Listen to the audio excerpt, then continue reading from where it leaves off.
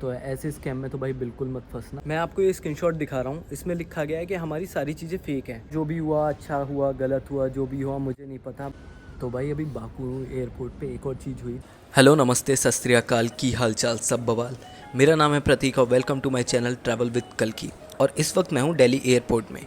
और ये एयरपोर्ट भाई इतना बड़ा है कि लगता है जिम मेंबरशिप फ्री में मिलती है। गेट ढूंढने निकलो तो लगता है कार्डियो चल रहा है।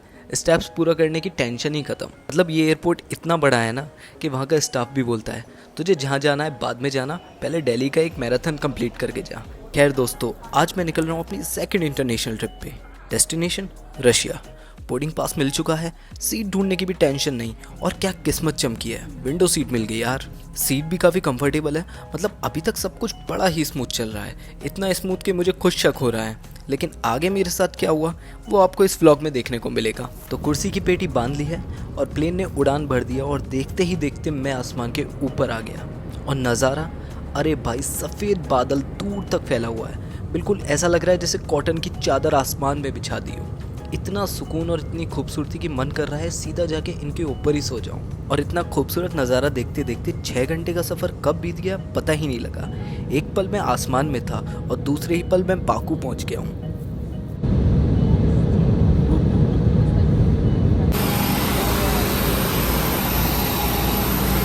तो भाई इस वक्त मैं पहुंच चुका हूँ अज़रबैजान के बाकू के शहर में। और 11 घंटे का ले ओवर है अभी यहाँ पर। उसके बाद निकलूँगा मैं मॉस्को के लिए। सही सही। तो भाई अभी मेरा 11 घंटे का ले ओवर है, उसके बाद मैं पहुँचूँगा मॉस्को। और ये वाला जो एयरपोर्ट है ना, इधर पता नहीं, मेरे को इसका नाम नहीं पता। बाकू में जो है यार बड़ा खाली खाली है, यहाँ पर ज़्यादा भीड़ ही नहीं है, बड़ा शांत शांत है यहाँ पर सब कुछ।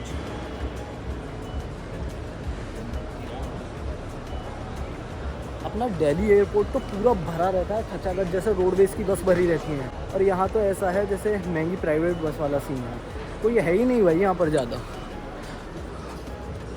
भाई भले ही यहाँ पर कोई ज़्यादा भीड़ वगैरह ना हो, पर एक बात है, यहाँ बहुत खूबसूरत लड़कियाँ यार। यहाँ बाकू के इंटरनेशनल एयरपोर्ट को बहुत हद ही ज़्यादा खूबसूरत लड़कियाँ, बहुत खूबसूरत है, बहुत प्यारी प्यारी क्यूट क्यूट सी लड़कियाँ। एक आध हाँ कर दे तो मैं तो यहीं से ले जाऊँ शादी करके। बिजनौर में या अजरबैजान ना बुलंदशहर में। बुलंदशहर में। ये है भाई बाकू शहर का रास्ता सामने से, बट मैं जा ही नहीं सकता बाहर क्योंकि हमें यहीं रुकना है। वीज़ा है नहीं, ट्रांजिट वीज़ा भी नहीं है और जाने का कोई फ़ायदा भी नहीं है क्योंकि 11 घंटे में क्या ही घूम लूँगा। वैसे ही थका थका कल से सोया हूँ नहीं, नहीं थोड़ा ऐसे ही घूमते फिरते हैं, ऐसे ही टाइम निकल जाएगा। वोडाफोन भी है यहाँ पर, अज़र सेल भी है। तो चलो देखते हैं कुछ मिलता है इंटरेस्टिंग यहाँ।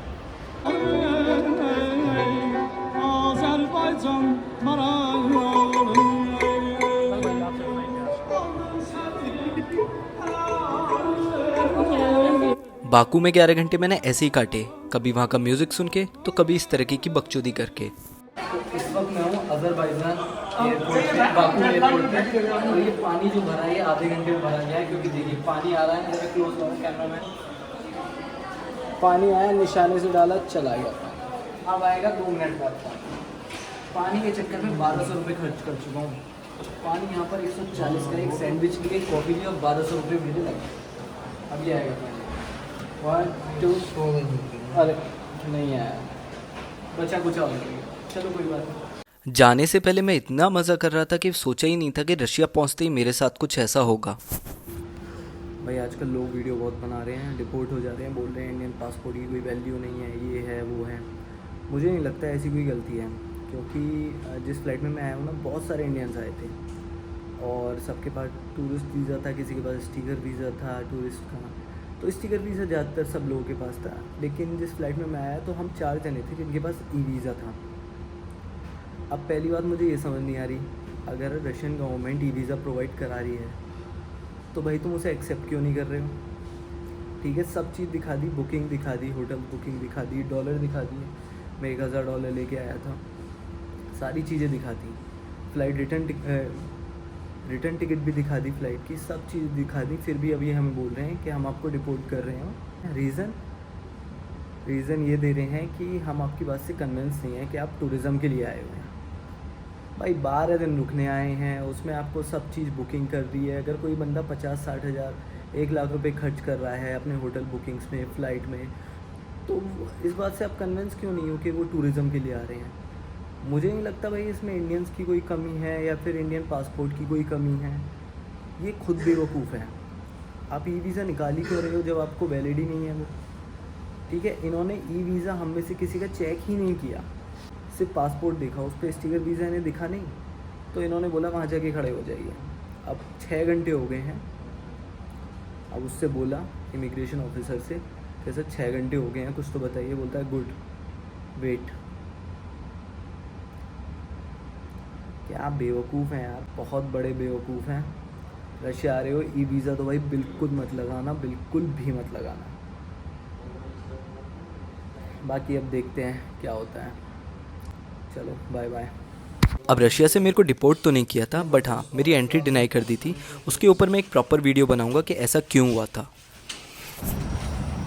सो फाइनली रशिया से हमें वापस भेज दिया जा रहा है और हमारी एंट्री डिनाई कर दी है। बोला ये गया है पासपोर्ट और वीज़ा वैलिड नहीं है, जबकि पासपोर्ट अभी मेरा 2031 तक वैलिड है और वीज़ा इन्होंने ही दिया है बेवकूफ़ों ने, और वीज़ा इन्होंने ही दिया है, ई वीज़ा दिया है। ई वीज़ा वालों को ज़्यादा ये ले नहीं रहे हैं और उनको वो जो एयरपोर्ट है यहाँ तो बिल्कुल मत आना, यहाँ इंडियंस को जो है वापस भेज दे रहे हैं। बहुत सारे, मतलब अगर 100 इंडियन आ रहे हैं ना तो सिर्फ 10 को एंट्री दे रहे हैं जिनके पास स्टिकर वीज़ा है, ठीक है ना, और 70 के पास भी स्टिकर वीज़ा है पर उन्हें भी वापस भेज दे रहे हैं। और जिनके पास ई वीज़ा है उनकी तो एंट्री भूल ही जाओ भाई, यहाँ पर आपको देंगे। तो अभी हम जा रहे हैं अज़रबैजान, उसके बाद देखते हैं कि वहाँ से हमें फ़्लाइट देंगे वो या नहीं देंगे, बोर्डिंग पास। चलिए मज़ा आया वैसे भी। सो हेलो एवरीवन, नमस्ते, सत श्री अकाल, क्या हाल चाल, सब बवाल। तो भाई इस वक्त मैं हूँ अज़रबैजान में। जाना तो मेरे को रशिया था, मॉस्को में लैंड किए हम, वहाँ से हमें जो है भेज दिया गया, काफ़ी इंडियंस को भेज दिया गया। और इसमें मैं अपने पासपोर्ट की तो बिल्कुल गलती नहीं मानता। इस बार सारी गलती जो है भाई मेरे को लग रहा है वो रशियन इमिग्रेशन ऑफिसर्स की है, उन्होंने हमसे बात ही नहीं करी। मैं आपको ये स्क्रीनशॉट दिखा रहा हूँ, इसमें लिखा गया है कि हमारी सारी चीज़ें फ़ेक हैं, इवन हमारा पासपोर्ट भी फ़ेक है। भाई ऐसे कैसे हो सकता है? अभी थोड़े दिन पहले मैं वियतनाम होके आया हूँ, अभी मैंने अज़रबैजान का वीज़ा लगाया है, क्योंकि देखिए अब मॉस्को नहीं जा पाया तो मैं सोचा हूँ कि अब अज़रबैजान ही घूम लूँ, यहीं पास में था तो मेरा ले ओवर था। तो इन्होंने बोला कि जो फ़्लाइट है वो रात को 11:30 बजे निकलेगी और $100 एक्स्ट्रा मांग रहे थे। तो मैंने कहा 26 को करा लेते हैं, रीस्केड्यूल करानी है तो फ़्लाइट। और मैं बोल रहा था कि भाई इसमें हमारे पासपोर्ट की तो बिल्कुल गलती नहीं है, सारी गलती रशियन इमिग्रेशन वालों की है। उन्होंने ना हमारी बात सुनी, ना समझी, कुछ नहीं, हमसे बात ही नहीं कर रहे हैं। मेरे पास सारे डॉक्यूमेंट्स थे, मेरे पास इवन बिल भी था, जो मैं $1000 लेके जा रहा था उसका बिल भी था, मेरा पासपोर्ट वैलिड था। ई वीज़ा आप दे क्यों रहे हो? पहली बात तो इन्होंने मेरा ई वीज़ा चेक ही नहीं किया। मैंने पासपोर्ट रखा है, ई वीज़ा रखा, उन्होंने मेरा ई वीज़ा चेक ही नहीं किया, सिर्फ पासपोर्ट लिया, देखा कि स्टिकर वीज़ा नहीं है, मेरे को कोने में जाके खड़ा कर दिया। खैर कोई बात नहीं, आप एक बार ई वीज़ा चेक तो करिए। और ई वीज़ा भी आप लोग ही प्रोवाइड करा रहे हो, कोई दूसरी कंपनी तो या दूसरे थर्ड पार्टी तो करा नहीं रही है प्रोवाइड। पर ये बहुत बुरा लगा मेरे को। फिर हमें एक रूम में भेज दिया गया, 8 घंटे वेट कराया, 8 घंटे हमें एयरपोर्ट पे मैं पूछता रहा, बार बार पूछता रहा कि मैंने सर कितनी देर में आएगा पासपोर्ट हमारा, कोई वेट बस यही बोलते रहे। और फिर सुबह 8 बजे हमें एक रूम में ले गए और फिर हमें वहाँ से वापस यहाँ पर अज़रबैजान भेज दिया गया, क्योंकि हम यहीं से गए थे ना, बाकू से ही वहाँ रशिया गए थे कि हमारा ले ओवर था यहाँ पर इंडिया से आते वक्त। खैर जो भी हुआ, अच्छा हुआ गलत हुआ, जो भी हुआ मुझे नहीं पता, बट हाँ अब मैं अज़रबैजान में रहूँगा थोड़े दिन और यहीं पे ही घूमूंगा और यहाँ के ब्लॉग्स बनाऊँगा। कोई बात नहीं, मॉस्को नहीं जा पाया, बड़ा मन था भाई इस बार ऑरोरा लाइट देखने का, बट किस्मत ख़राब थी। चलिए कोई नहीं। और अभी बस वीज़ा के लिए अप्लाई किया है, 3 घंटे बाद मेरा वीज़ा आ जाएगा अज़रबैजान का, उसके बाद मेरे को एंट्री मिलती है। देखते हैं, ये भी अभी सस्पेंस ही है कि मिलेगी या नहीं मिलेगी, तो वेट करते हैं और मिलते हैं भाई अज़रबैजान में अंदर जाके। आँखों में नींद तो भाई इतनी भरी हुई है क्योंकि मैं 18 को निकला था रात को 11:30 बजे, मेरी यहाँ पर 6 बजे की फ़्लाइट थी, तो ऑब्वियसली पहले ही जाना पड़ता है इंटरनेशनल फ़्लाइट के लिए। तो मैं 2 बजे पहुँचा वहाँ पर, इतने ही बोर्डिंग पास मिलना स्टार्ट हो चुका था और काफ़ी लोगों को तो वहीं से बोर्डिंग पास दिया नहीं, वहीं से वापस भेज दिया था। मेरे साथ आगे एक लड़का खड़ा था, उसको 1 महीने पहले वो आया था तभी भेज दिया था और दोबारा भी उसे भेजा गया। तो 18 से निकला हुआ हूँ और आज तारीख़ है 20। अभी अज़रबैजान में बजे हैं 9 बजे हैं सुबह के और मैं 3 दिन से बिल्कुल नहीं सोया, मेरे को फ़्लाइट में नींद नहीं आती। लोग सो जाते हैं भाई बैठे बैठे, मेरे को नहीं आती है बिल्कुल भी नींद। तो अभी होटल बुक कर लिया है एक, आई मीन हॉस्टल एक बुक किया है। यहाँ से जैसे ही क्लियर होते हैं सबसे पहले निकलते हैं हॉस्टल में, नहाएंगे धोएंगे, 4-5 दिन 6 दिन जितने दिन का मन करेगा उतने दिन यहाँ रहेंगे, उसके बाद वापस चले जाएंगे हम अपने इंडिया। तो भाई अभी बाकू एयरपोर्ट पे एक और चीज़ हुई, जब मैं वीज़ा के लिए अप्लाई कर रहा था तो एक ऑफ़िसर आया, वहीं पे बैठा हुआ था, वो हेल्प करता है एक्चुअली वीज़ा वगैरह के लिए। तो एक ऑफ़िसर आया, बोलता है कि यू वांट वीज़ा, मैंने कहा यस, बोला I will give you stamp, give me $70, क्योंकि यहाँ पर जो इमरजेंसी वीज़ा मिलता है, लाइक अर्जेंट वीज़ा मिल जाता है आपको 3 घंटे में, वो $70 का है। तो उसने मुझसे बोला कि मैं तुम्हारे पासपोर्ट पे स्टैंप लगा दूँगा और तुम $70 मुझे दे दो। मैंने कहा इज़ देयर एनी प्रॉब्लम, तो बोलता है नो प्रॉब्लम नो प्रॉब्लम। अब मैंने कहा फिर मैंने मेरे को लगा कि यार इंस्टेंट चला जाता हूँ, मतलब वो उसका ये था कि तुम्हें मैं तुरंत मोहर लगा के दे दूँगा, तुरंत स्टैंप लगा के दे दूँगा और तुम बाहर चले जाना। पर मैंने सोचा, मैंने कहा यार अगर सर किसी पुलिस वगैरह ने पकड़ लिया मुझे एंड उन्होंने मुझसे वीज़ा के बारे में पूछा तो फिर मैं क्या बोलूँगा, मेरे पास तो स्टैंप ही रहेगी, या तो आप स्टिकर वीज़ा दो। फिर उसके बाद बोलता है ओके ओके लीव अप्लाई। तो फिर मैंने यहीं से अप्लाई कर दिया एंड अभी 3 घंटे वेट करना है, उसके बाद देखते हैं वीज़ा आ जाएगा एंड फिर बाकू घूमेंगे। तो ऐसे स्कैम में तो भाई बिल्कुल मत फंसना, अपना आओ, अगर इंडिया से आ रहे हो तो आपको ई वीज़ा लेके आना पड़ेगा, वहाँ पे प्रिंट निकलवा लेना, क्योंकि इंडिया में आपको निकलने नहीं देंगे।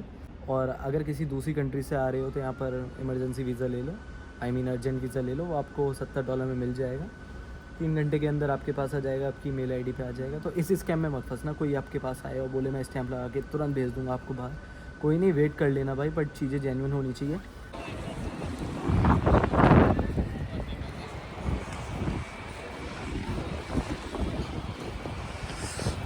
तो ये है बाकू इंटरनेशनल एयरपोर्ट हैदराबाद, और भाई बड़ा डर लग रहा था, कसम से बहुत ज़्यादा डर लग रहा था, क्योंकि जब इमिग्रेशन का टाइम आया ना, वीज़ा तो मेरा आ गया, 3 घंटे में आ गया था, इमिग्रेशन का जैसे ही टाइम आया तो उन्होंने पूछा कि कहाँ से आ रहे हो, मैंने बोला coming from Moscow. Moscow confuse हो गई कि है तो इंडियन पासपोर्ट, मॉस्को से कहाँ से आ रहा है ये। तो फिर उसने मेरा बोर्डिंग पास लिया, देखा, फिर एक बंदे से पूछने गई, उसने पता नहीं कुछ ऐसा बोला कि जाने दो, स्टैंप मारी, मेरा बड़ी जान बचाना ही, वरना तो मेरे को लगा कि यहाँ से भी निकालेंगे। खैर चलते हैं, अब यहाँ से बस खड़ी है, उस बस से चलते हैं सिटी सेंटर में अपना हॉस्टल लेके।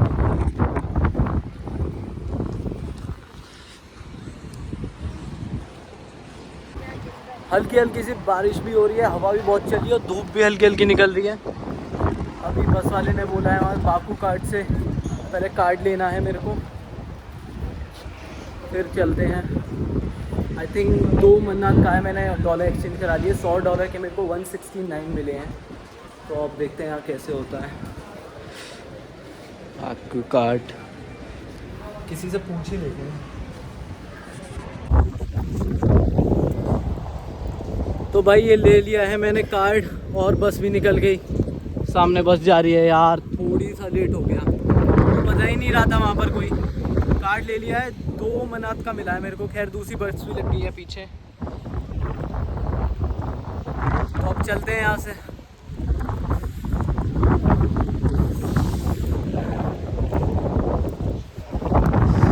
सिटी सेंटर या okay. Kartınızda balans yoktu. Balans no.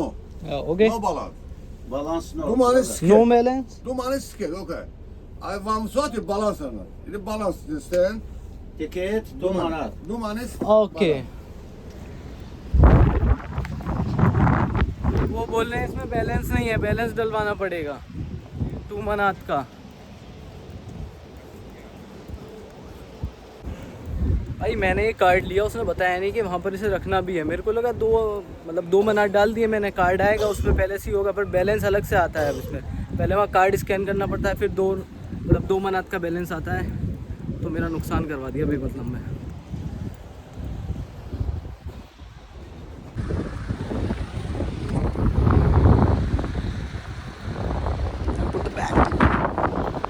भाई बैग रख देते हैं यहाँ पर।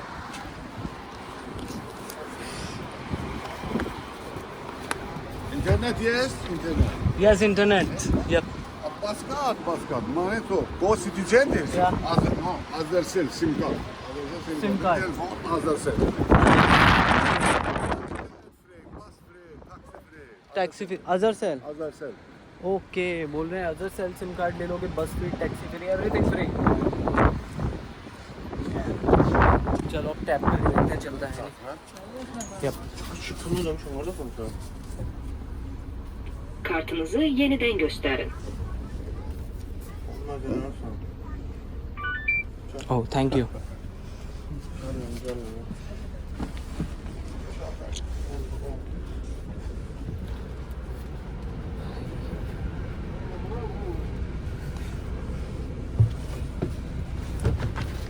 चलो भाई, फाइनली कहीं तो एंट्री हुई। ऐसे ही होता है, देखो रशिया का प्लान बना के आया था कि मुर्मस्क जाऊंगा, औरोरा विलेज में औरोरा लाइट्स देखूंगा, बट भगवान का, ऊपर वाले का कुछ और ही प्लान था एंड उसने बाकू भेज दिया। चलो अब जाएंगे, पहले नहाएंगे फिर सोएंगे, तब कहीं जाऊंगा घूमने। 2 दिन से सोया नहीं हूँ।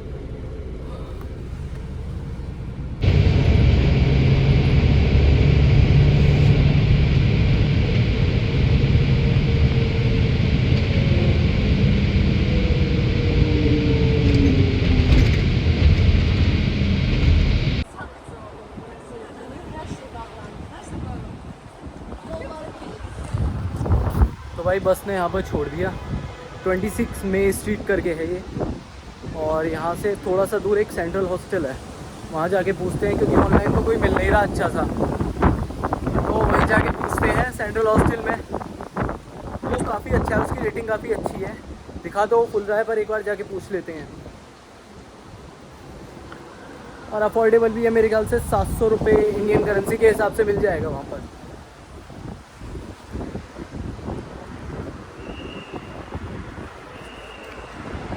तो भाई इस वक्त मैं पहुंच चुका हूं अपने हॉस्टल में, और ये है मेरे हॉस्टल का रूम। मिलते हैं नेक्स्ट वीडियो में और देखेंगे बाकू में क्या क्या सरप्राइज़ देखने के लिए मिले। तब तक के लिए लाइक, शेयर एंड सब्सक्राइब करना मत भूलना, भले ही खाना खाना भूल जाना।